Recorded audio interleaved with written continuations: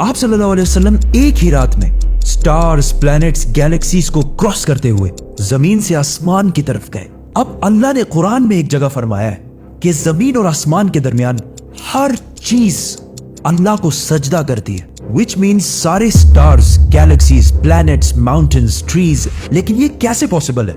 सजदा तो इस तरह होता है। और कभी स्टार्स और प्लैनेट्स को हमारी तरह इबादत करते हुए किसी ने देखा है? लेकिन अल्लाह ने कुरान में बार बार कहा है कि ये सारी चीजें अल्लाह की इबादत करती हैं। तो यूनिवर्स के इन सारी चीजों में कोई ना कोई बात कॉमन, एक जैसी जरूर होगी। आज से बहुत साल पहले पूरी दुनिया का ये ख्याल था कि जमीन, अर्थ ही दुनिया का सेंटर है। और जमीन तो साकिन है बेटा, जमीन रोटेट करती ही नहीं है, जमीन गर्दिश नहीं करती। लेकिन आज से 400 साल पहले गैलीलियो, जो एक इटालियन साइंटिस्ट थे, उसने 2 लेंसेज को अलाइन करके रखा तो उसे पता चला कि ऐसे करने से दूर की चीजों को करीब से देखा जा सकता है। छोटे लेवल पर टेलीस्कोप्स दुनिया में पहले भी मौजूद थे, लेकिन इन्हें सिर्फ फौजी और समंदरी सफरों में यूज किया जाता था। लेकिन गैलीलियो ने इसी टेलीस्कोप को इंप्रूव करके इंसानों की तारीख में पहली दफा इसका रुख आसमान की तरफ किया, जिससे उसने दुनिया से पहली बार सूरज और चांद को बिल्कुल करीब से देखा। और गैलीलियो ने इन सारों की मूवमेंट को ऑब्जर्व करना शुरू किया।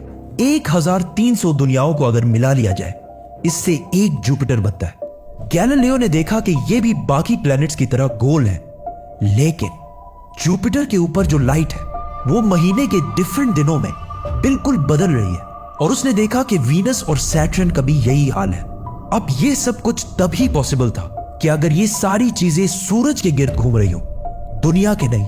गैलीलियो ने ये बातें पूरी दुनिया को बताई कि यूनिवर्स का सेंटर दुनिया नहीं बल्कि सूरज है। लेकिन इस बात को सुनकर यूरोप के सारे चर्चेस उसके दुश्मन बन गए, क्योंकि उस जमाने के पोप का ये ख्याल था कि जमीन ही यूनिवर्स का सेंटर है। और सिर्फ पोप का नहीं, पूरी दुनिया का ये ख्याल था। जमीन तो साकिन है। जिसकी वजह से गैलीलियो को चर्च से ये सजा मिली कि वो हमेशा के लिए घर में बंद कर दिया जाएगा। लेकिन गैलीलियो ने अपना काम जारी रखा और उसकी इन रिसर्चेस को बाद में पूरी दुनिया ने माना। इवन पोप ने भी गैलीलियो के मरने के 350 साल बाद पूरी दुनिया के सामने उससे माफी मांगी और कहा कि हम गलत थे और आप सही थे।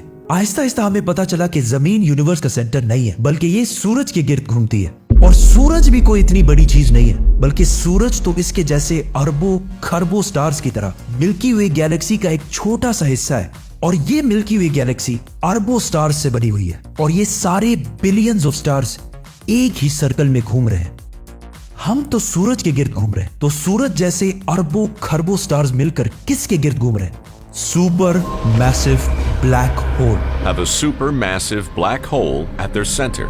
इस ब्लैक होल ने, जो हमारे सूरज से 40 लाख टाइम्स बड़ा है, ने पूरी गैलेक्सी को एक गोल सर्कल में रखा हुआ है। जिस तरह हमारे सूरज ने जमीन, जुपिटर, मार्स, इन सारे प्लैनेट्स को एक सर्कल में रखा हुआ है। लेकिन ये गैलेक्सी भी कोई इतनी बड़ी चीज नहीं है, बल्कि ये लाखों और गैलेक्सीज को मिलाकर एक छोटे से क्लस्टर का एक छोटा सा हिस्सा है। ये लाखों गैलेक्सीज मिलकर एक क्लस्टर बनाते हैं, और ये क्लस्टर भी कोई इतनी बड़ी चीज नहीं है, बल्कि इस जैसे लाखों क्लस्टर्स मिलाकर एक सुपर क्लस्टर बनता है। और ऐसे हजारों सुपर क्लस्टर्स और भी मौजूद है। अब आपने ये नोट किया कि इन सारे स्टार्स, गैलेक्सीज, प्लैनेट्स में एक चीज कॉमन है कि इस पूरे यूनिवर्स में हर चीज किसी न किसी दूसरे ऑब्जेक्ट के गिर्द घूम रही है। और जब रसूलुल्लाह सल्लल्लाहु अलैहि वसल्लम भी आसमानों की तरफ गए तो उन्होंने बैतुल मामूर में फरिश्तों को नमाज पढ़ते हुए नहीं देखा, वो भी किसी चीज के गिर्द घूम रहे थे। लेकिन घूमने का इबादत से क्या ताल्लुक है? अल्लाह ने तो कहा है कि ये सारी चीजें इबादत करती हैं। आपको पता है अल्लाह ने ये बात किस सूरत में कही है? सूरह हज में। हज में मुसलमान पूरी दुनिया से इस्लाम की सबसे मुकद्दस और होली जगह काबा के पास जाते हैं और बार बार इसके गिर्द घूमते हैं। अब इस सर्कल करने का मतलब क्या है? जब मुसलमान काबा के गिर्द घूमता है तो वो उस वक्त अकेला नहीं घूम रहा होता, बल्कि चांद, प्लैनेट, स्टार्स, गैलेक्सीज, क्लस्टर्स सारों के साथ एक ही इबादत में शामिल हो जाता है। तो ये सारी चीजें हमारी तरह इबादत नहीं करती, बल्कि हम मक्का जाकर इनकी तरह इबादत करते हैं। लेकिन इस आयत में तो लिखा है कि ये सारी चीजें अल्लाह को सजदा करती हैं। सजदा का मतलब सिर्फ हमारे वाला सजदा नहीं है, बल्कि अल्लाह के निजाम के मुताबिक चलने को भी सजदा कह सकते हैं।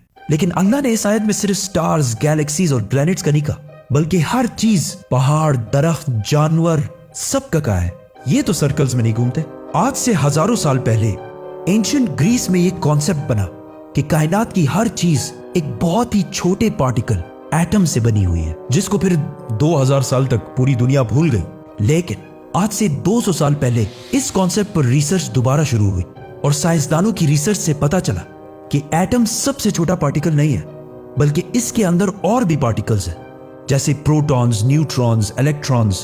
प्रोटॉन्स और न्यूट्रॉन्स हमेशा एटम के सेंटर में होते हैं और इलेक्ट्रॉन्स हमेशा इनके गिर्द घूम रहे होते हैं, ऑलमोस्ट बिल्कुल उसी तरह जिस तरह प्लैनेट सूरज के गिर्द घूमते हैं और स्टार्स ब्लैक होल के गिर्द घूमते हैं। जिसका मतलब है कि कायनात की हर चीज चाहते या ना चाहते हुए किसी ना किसी चीज का तवाफ कर रही है। और जब कोई मुसलमान काबा का तवाफ करने जाता है तो वो कायनात की हर छोटी से छोटी चीज, जैसे एटम के अंदर इलेक्ट्रॉन से लेकर कायनात के सबसे बड़े ऑब्जेक्ट्स, प्लैनेट्स, स्टार्स, गैलेक्सीज और इवन बैतुल मामूर में फरिश्तों के साथ एक ही इबादत में शामिल हो जाते हैं।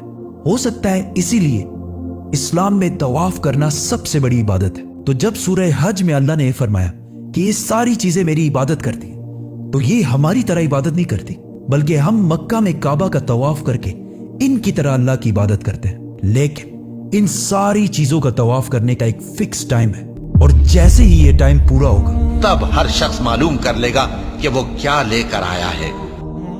सब्सक्राइब।